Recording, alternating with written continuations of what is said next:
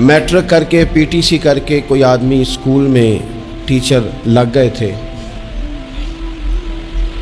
एक शख्स ने उनके पास तालीम हासिल की, प्राइमरी में उनके पास पढ़ा, फिर बाद में उसने मास्टर की डिग्री ली, फिर उसने एमफिल किया, फिर उसने पीएचडी की, फिर एक बहुत ऊंची पोस्ट पर वो ऑफिसर हुए। एक बहुत बड़ी गाड़ी अल्लाह ने उन्हें दे दी। इत्तेफाक ऐसा हुआ कि एक दिन वो स्कूल टीचर अपनी साइकिल पर, रिटायर हो गए हैं लेकिन कोई बड़ी तनख्वाहें नहीं होती थी पुराने ज़माने में असातिज़ा की, अब तो फिर भी कुछ हौसला अफजा मामलात हैं। तो वो टीचर अपनी साइकिल पर समझिए आ रहे हैं गांव से, और उनका वो शागिर्द जो कभी किसी सन में उनके पास प्राइमरी में शागिर्द रहा, वो भी आ रहा है गांव वापस, लेकिन वो पजारों पे आ रहा है। वो एक बड़ी गाड़ी पे, 1.5 करोड़ की गाड़ी पे बैठा है और वो गांव आ रहा है शहर से।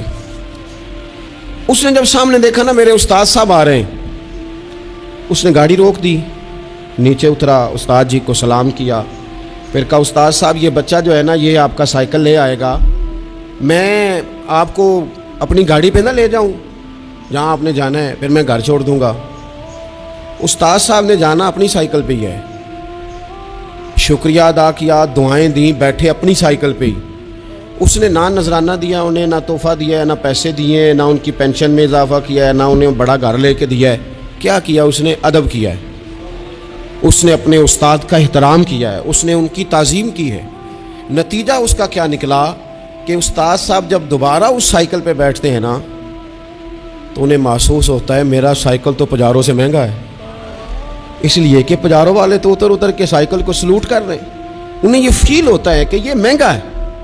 जब आप किसी को एहतराम देते हैं, किसी की कदर करते हैं, किसी के साथ आपका रवैया अकीदत वाला हो जाता है, तो उसका लाजमी नतीजा ये निकलता है कि सोसाइटी में सुकून पैदा होता है। 2 किस्म के बच्चे होते हैं। एक बच्चा वो होता है जिससे माँ बाप बात नहीं करते, कोई काम नहीं बताते, कोई गुफ्तगू नहीं करते, वो कहते हैं उसको तमीज़ ही नहीं है बात करने की, पता ही कोई नहीं क्या कह देगा। वो बेटा है, वो हो सकता है उसकी वो किसी के सामने शिकायत ना करे, लेकिन वो उससे कोई काम नहीं बताते। एक बच्चा ऐसा होता है जिसमें माँ बाप सारा ही बोझ रख देते हैं, उन्हें पता होता है कि मैंने जो इसने कहना है वो इसने कर देना है।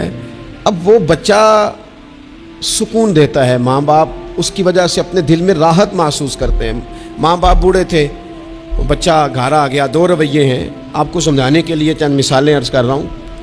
माँ बाप बूढ़े हैं, घर में गरीबी है, बच्चा ड्यूटी से आया है, अब माँ बाप उससे कोई काम कहना चाह रहे थे, दोनों ने मनसूबा बंदी की है और लफ्ज़ जमा किए हैं, अपनी सादगी में कुछ जुमले तराशे हैं। बेटा जब आया तो बड़े धीमे लहजे में कहा पुत्र हमें तेरे वसाइल का भी पता है, मसाइल का भी पता है, तनख्वाह कितनी है हम जानते हैं, खर्चे कितने हम जानते हैं, लेकिन पुत्र हम भी तेरे अलावा किसको कहें, तेरी बहन गरीबनी को 10-20 हज़ार की ज़रूरत पड़ गई है, तो मेहरबानी कर उसके साथ। और बड़े दबे लफ्ज़ों में, डर के, मोहताज जुमलों में। बच्चा तो ऐसे हुआ जैसे पहले से ही तैयार बैठा था, लावा था, फट गया, कहने लगा अब्बा जी आप हर वक्त मुझे तकलीफ ही देते रहते हैं, अम्मा हर वक्त आप काम बताती रहती हैं, बहन को समझाएं ना आप कि मेरे पहले बड़े मसले हैं, मैं कहाँ से उसे पैसे दूं, आप उसे कहें। माँ बाप बेचारे सारी रात रोते रहते हैं, यार ये इसने क्या किया, ना देता चलो ढब से जवाब दे देता।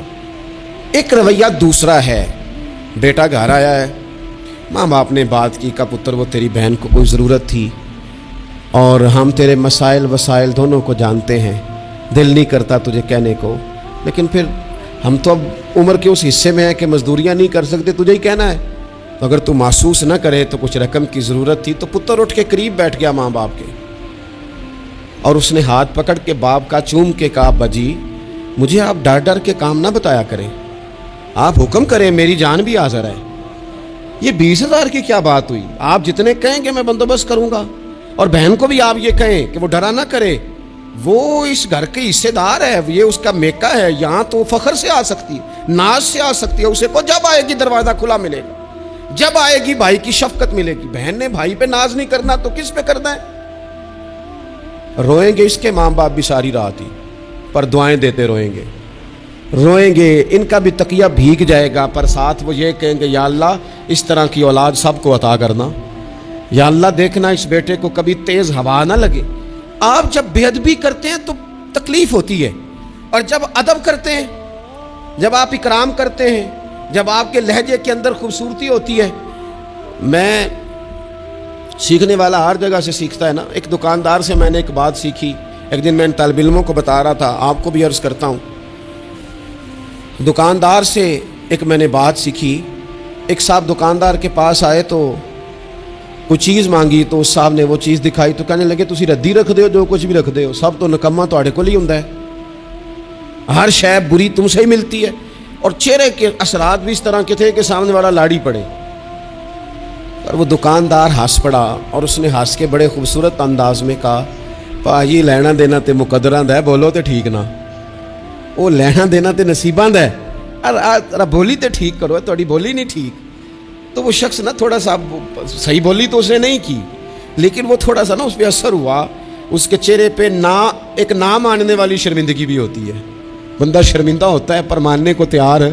ایک نہ ماننے والی شرمندگی چہرے پہ آئی. تو آپ جب ادب کے دائروں میں رہتے ہیں، جب آپ کا تعین اس طرح کا آپ اپنی زندگی میں طے کرتے ہیں کہ میں نے بے ادب نہیں ہونا، اور سامنے والے کا لہجہ بے ادبی والا ہو بھی تو نہیں ہونا، تو پھر آپ کچھ اور بن جاتے ہیں. میرے رسول پاک صلی اللہ علیہ وسلم نے ادب کی تلقین ان لفظوں میں کی کہ اس تلقین میں تاکید بڑی پائی جاتی ہے. اللہ کے حبیب نے فرمایا جو چھوٹے پہ شفقت نہ کرے اور بڑے کا اکرام نہ کرے اس کی سزا کیا بیان کی. فرمایا من لم یرحم صغیرنا ولم یؤکر کبیرنا، جو رحم نہ کرے ہمارے صغیر پر، اکرام نہ کرے ہمارے کبیر کا، ہمارے بڑے کا، اس کی سزا کیا ہے؟ فرمایا فلیس منا، وہ ہم میں سے ہے ہی نہیں، ہمارے میں سے نہیں ہے وہ. اس نے جو ادب کا خاص حسن ہمارے دین نے دیا ہے، جب اس نے فالو ہی نہیں کیا تو پھر وہ ہم میں سے. اور ادب سے مراد صرف خوشامد کرنا نہیں ہوتا. بعض لوگ سمجھتے ہیں کہ ٹھیک ٹھاک خوشامد کرو تو ادب والے ہیں ہم، اور بعض لوگوں کو خوشامد کا نشہ بھی لگا ہوا ہوتا ہے، تو خوشامد اچھی کریں تو وہ بھی کہتے ہیں بندہ بڑا با ادب ہے. میں اکثر کہتا ہوں ہاتھ چومنا بھی ادب نہیں. ادب تو یہ ہے کہ آپ کسی کا جب بھی ذکر کریں خیر کے ساتھ ہی کریں. آپ جب بھی کسی کے بارے میں آپ بات کریں تو آپ کے رویے سے ادب چھلکے. خالی جھک جانا تو یہ تو بھائی مطلب کے لیے بھی بعض اوقات ہو جاتا ہے، اس کی کوئی ضرورت نہیں، کوئی اس کی حاجت نہیں. بہت سارے لوگ ایسے ہیں جنہوں نے ہمارے کبھی ہاتھ نہیں چومے، لیکن ہمیں صحیح طرح پتہ ہے کہ جو کہیں وہ مانتے ہیں. میرا ہاتھ کا بوسہ لینا اور میرا جناب سلوٹ کرنا اور سامنے آنا تو کہنا بلے بلے، اس سے بعضوں کا تکلف پیدا ہوتا ہے، مزاج کے اندر بعضوں کا شدت پیدا ہوتی ہے، اس کی ضرورت نہیں ہوتی. ادب ہمیشہ، اور ادب کے بڑے دائرے ہیں. اب صحیح بخاری میں حدیث ہے استادوں کے مقابلے میں مسئلہ نہیں بتانا چاہیے، یہ بھی ادب ہے. آتا بھی ہو تو نہیں بتانا، بڑے بیٹھے ہوں تو کسی کو نصیحت نہیں کرنی چاہیے، یہ بھی ادب ہے. صوفیاء تو یہاں تک فرماتے ہیں کہ شیخ بیٹھا ہو تو تسبیح نہ چلاؤ، وہ تمہیں نصیحت کر رہا ہے، تم تسبیح چلا رہے ہو، تم اسے بتانا چاہ رہے ہو کہ میں تو نیک آدمی ہوں، تم باتیں کر رہے ہو میں اللہ اللہ کر رہا ہوں. ادب کے جو معیار دین نے طے کیے ہیں ان کو آپ دیکھیں. اپنے بزرگوں کے سامنے آپ کو مسئلہ آتا بھی ہے تو نہ بتائیں، آپ ادب کا ماحول بنائیں. آپ کی طبیعت ادب والی ہو، ذوق ادب والا ہو، مزاج ادب والا ہو. حضرت عبداللہ ابن عمر، یہ صحیح بخاری میں حدیث ہے. حضرت عبداللہ ابن عمر رضی اللہ تعالیٰ عنہ کہتے ہیں میں نبی پاک علیہ السلام کی بارگاہ میں حاضر تھا اور کبار صحابہ بیٹھے ہوئے تھے، بڑے بڑے جید لوگ. کہتے ہیں بڑے بڑے اکابرین صحابہ بیٹھے تھے. تو حضور نے سوال پوچھا. نبی پاک علیہ السلام نے فرمایا بتاؤ وہ درخت کون سا ہے جس کی مثال مومن کی طرح ہے، جو پھل زیادہ دیتا ہے، محبت زیادہ کرتا ہے؟ کون ہے جس کی مثال مومن کی طرح؟ حضرت عبداللہ ابن عمر فرماتے ہیں کہ مجھے پتا تھا کہ کھجور کا درخت ہے. یہ صحیح بخاری ہے. او دوستو سننا بھلا میں کیا کہہ رہا ہوں. فرماتے ہیں مجھے پتا تھا کھجور کا درخت ہے، پر چونکہ ابو بکر صدیق بیٹھے تھے، چونکہ عمر فاروق بیٹھے تھے، چونکہ عثمان غنی بیٹھے تھے، چونکہ مولا علی بیٹھے تھے، چونکہ بڑے بڑے اکابرین بیٹھے تھے اور میں تھا بچہ. فرماتے ہیں جواب آتا بھی تھا تو میں نے اس لیے نہیں دیا کہ میرے باپ بیٹھے ہیں، میرے چچا بیٹھے ہیں، ان کے ہوتے ہوئے صلاح دوں، ان کے ہوتے ہوئے میں بات کروں. فرماتے میں نے بتایا نہیں. لیکن جب کسی نے نہ بتایا تو حضور نے خود فرمایا وہ کھجور کا درخت ہے. فرماتے میرے دل میں خیال آ گیا کہ میرے ذہن میں جو جواب تھا بالکل ٹھیک تھا، دیا کیوں نہیں، بتایا کیوں نہیں؟ جواب آتا تھا پھر بھی نہیں بتایا، اس لیے کہ بڑوں کا ادب قائم رہے، بڑوں کا مزاج قائم رہے. لیکن یہاں تو بھائی استادوں کے ہاتھ سے 1 منٹ میں نکل جاتا ہے سارا کچھ. شاگرد کہتا ہے میں بتاتا ہوں نا استاد جی تو گوگل چلاتے نہیں اور میں تو گوگل کا مفتی ہوں پورا, میں نے تو مسئلہ نکال بھی لیا ہے, میں ابھی میں نکال کے دیتا ہوں. یہاں تو عبارتیں ٹھیک کرا رہے ہوتے ہیں طلباء اپنے اساتذہ کی, یہاں تو مرید کہہ رہے ہوتے ہیں کہ آپ مجھ سے رائے لیں. میں آپ کو بتاتا ہوں کہ پیری مریدی صحیح کیسے چلتی ہے, میں بتاتا ہوں. آپ اپنی زندگی میں جب آداب لے آئیں گے, جب ادب لے آئیں, اور شدید ایمرجنسی بھی ہوتی تھی نا تو صحابہ ادب نہیں بھولتے تھے.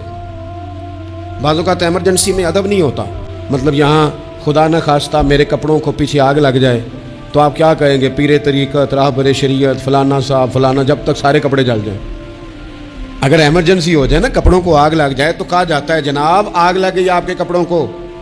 ہو سکتا ہے نام لے کے کوئی پکارے, مولانا صاحب وہ دیکھیں آگ ہے, اتنے لمبے لقب نہیں ہوتے. لیکن صحابہ ایمرجنسی میں بھی حضور کا ادب کرتے. حضرت صدیق اکبر غار ثور میں ہیں, ایڑی پر ڈنگ مار رہا ہے سانپ, اور سانپ کا نام لے لے تو بندہ گھبرا جاتا ہے, لیکن ایڑی پہ ڈنگ مارا جا رہا ہے, جب تک ڈنگ لگ رہا ہے بار بار. اب اس کا اثر تیز ہوا, اس زہر کا اثر جب جسم پہ ہونے لگا تو آنسو آنکھوں سے نکلے, وہ حضور کے چہرہ نور پر آئے. تو محبوب نے فرمایا کیا ہوا؟ کہنا چاہیے تھا نا سانپ سانپ سانپ سانپ. حضرت صدیق اکبر ادب نہیں بھولے, کہنے لگے فدا کا ابی و امی یا رسول اللہ, حضور میری ماں بھی قربان, حضور میرا باپ بھی قربان, فدا کا روحی و قلبی یا رسول, حضور میرا دل بھی قربان, حضور میری روح بھی قربان. یا رسول اللہ وہ سانپ نے ڈس لیا مجھے. ادب نہیں بھولے.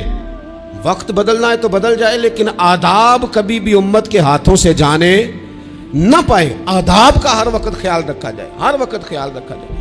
آخری بات آج آپ حضرات کی خدمت میں عرض کرنی ہے, ہر جگہ ضروری نہیں کہ کوئی تنقید کا پہلو ہی نکالا جائے, ہر شخص کی نیت پر شک ہی کیا جائے, یہ ضروری نہیں. ایک ذہن بنا لیں, جو بھی رسول اللہ صلی اللہ علیہ وسلم کی بات کرے, عقیدہ اس کا ٹھیک ہو, دین کی بات کرے, قرآنی تعلیمات کی بات کرے, وہ کوئی ہو, کوشش کریں کہ جو خیر کی بات ہو اس میں خیر کے ساتھ سپورٹ شروع کر دیں. ہم نے بہت زیادہ جو گروہ بندی شروع کر دی ہے, اس سے تھوڑا سا اپنے آپ کو اوپر لے کے آئیں. اقبال بار بار روتے تھے, کہتے تھے فرقہ بندی ہے کہیں اور کہیں ذاتیں ہیں, کیا زمانے میں پن پنے کی یہی باتیں ہیں. کہتے تھے کیا اس طرح ہم آگے جائیں گے, کبھی برادریوں کے بت اور کبھی جماعتوں کے بت. تھوڑا سا نا اپنے ذہن کو بڑا کریں, اور دین کی بات آپ کو لگے صحیح کہ بندہ کچھ ٹھیک ہے, آپ نے بندے کی سپورٹ کرنی ہے کہ دین کی بات کی سپورٹ کرنی ہے. کوئی بھی کسی بھی رنگ میں جب حضور کا تذکرہ کرے, وہ حضرت ابراہیم علیہ السلام نے سنا تھا کہ وہ کماد کے کھیت سے, گنے کے کھیت سے کوئی اللہ اللہ کر رہا ہے, تو حضرت ابراہیم پہنچ گئے. وہ فرشتہ تھا انسانی شکل میں, فرمایا رب کا نام پھر سنا. اس نے کہا میں سارے اونٹ لے لوں گا. فرمایا تو نام لینا تو اونٹ سارے ہی تیرے. وہ پھر تھوڑی دیر کے بعد چپ کر گیا. حضرت مفتی احمد یار خان صاحب رحمۃ اللہ نے اس کو لکھا ہے. دوبارہ سنا تو کہنے لگا ساری گائیں لے لوں گا. فرمایا ساری تیری ہوئی, نام دوبارہ سنا. نہ علماں وچ پھسا سانو, تو یار دی گل سنا سانو. اس سارا کچھ دے دیا. تو فرشتہ عرض کرنے لگا مالک یہ تو تیرے نام کے سچے عاشق ہیں, یہ سچے دیوانے. تھوڑا سا نا اتفاق کرنے کی کوشش کریں, اپنے آپ کو تھوڑا بڑا کر لیں, میچور کر لیں. جب لوگ انسانوں کی بجائے نظریوں کو سپورٹ کرنے لگ جاتے ہیں نا, ہم شخصیات کے نہیں نظریات کے قائل ہیں. جب نظریات کو ہم سپورٹ کریں گے, دین ایک نظریہ ہے اور نظریے کی سپورٹ کبھی نہیں چھوڑنی چاہیے. نظریہ ہمیشہ نظریہ ہوتا ہے. جٹ ہو کے, بٹ ہو کے, ارائی ہو کے, فلاں ہو کے, فلاں ہو کے بڑا جی لیا. اب کچھ مسلمان ہو کے بھی تو جینا چاہیے کہ نہیں؟ یار صحیح بتاؤ, کبھی اپنا تعارف بتایا ہے کہ ہم رسول اللہ کے غلام ہیں؟ یہ بھی تو تعارف ہے نا ہمارا, یہ بھی تو بتانا چاہیے. آپ کون ہیں جناب؟ کہتے میں تو گجرانوالہ کا رہنے والا ہوں. آپ کون ہیں جناب؟ میں تو جناب گجرات کا ہوں. بھئی آپ یہ کہیں میں رسول اللہ کا غلام ہوں. حضرت سلمان فارسی سے کسی نے کہا نام بتائیں, کہنے لگے میرا نام اسلام ہے. کہا آپ کے والد کا نام؟ کہنے لگے اسلام. کہا دادا کا نام اسلام. پوچھتا جاتا آپ اسلام بتاتے جاتے. اس نے کہا جناب یہ کیا بات ہوئی؟ فرمانے لگے میرا سارا کچھ ہی میرا دین ہے. یہیں سے بات شروع ہوتی ہے اور یہیں پہ بات ختم ہوتی ہے. کچھ کبھی کبھی حضرت سفینہ ایک صحابی ہیں, جنگل میں رستہ بھول گئے تھے تو سامنے شیر آ گیا. تو شیر نے جب منہ کھولا تو پتہ ہے حضرت سفینہ کی زبان سے کیا نکلا؟ کہنے لگے او شیر ذرا خیال کرنا میں رسول اللہ کا غلام ہوں.